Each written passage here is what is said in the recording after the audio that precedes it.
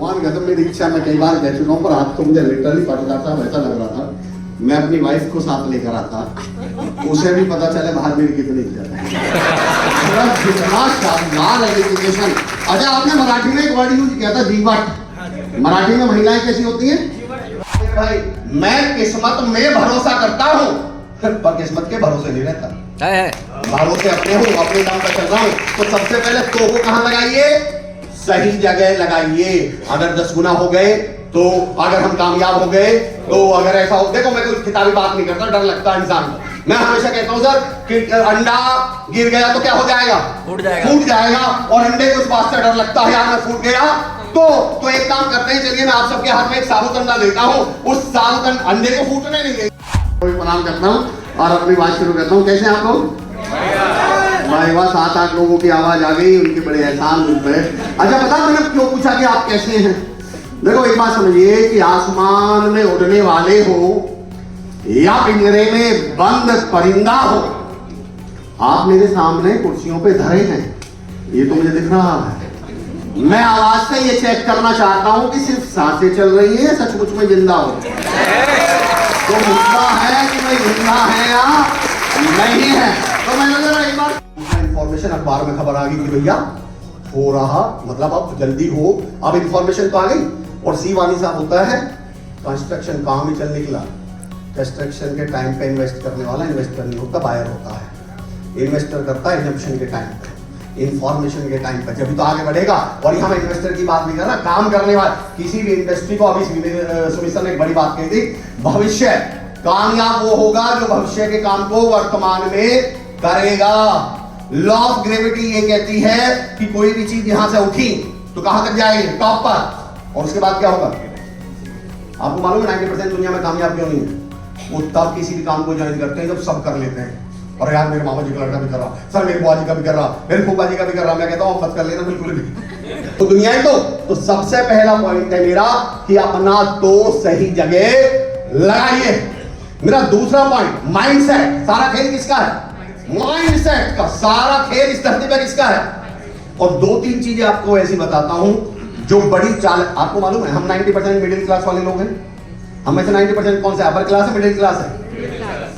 2-3 लोगों को ऐसा लगता है, बाकी जो युगांडा से आए हैं वो भी बोल के बताएं कौन से वाले हैं, हाँ या ना करके बताएं। हम मिडिल क्लास वाले हैं, अपर क्लास वाले। तो टकराना जरूरी है और जिंदा है तो फिर जिंदा नजर आना जरूरी है। तो बीच बीच में बताते रहा करो जिंदा हो क्यों। जब मैं आपसे कोई सवाल पूछता हूँ और इधर से जवाब नहीं आता, आप चुप बैठे रहते हो, तो सुनिए सर मुझे पुरानी हिंदी फिल्में याद आ जाती हैं।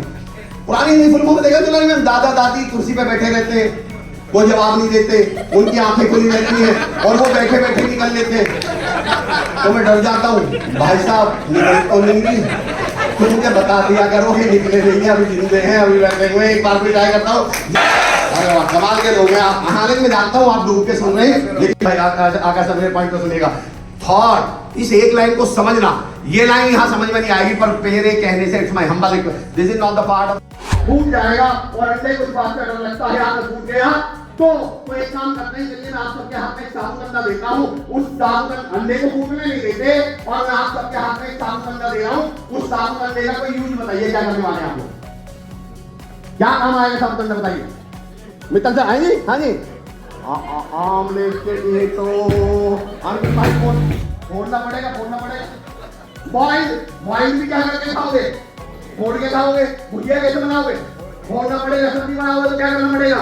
ऑमलेट बनाओगे तो क्या करना पड़ेगा? उबाल के खाओगे तो क्या करना पड़ेगा?